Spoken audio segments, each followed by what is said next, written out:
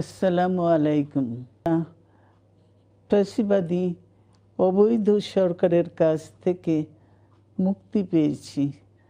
আমি আন্তরিক ধন্যবাদ জানাতে চাই আমাদের বীর সন্তানদের, যারা মরণপণ সংগ্রাম করে এই অসম্ভবকে সম্ভব করেছে।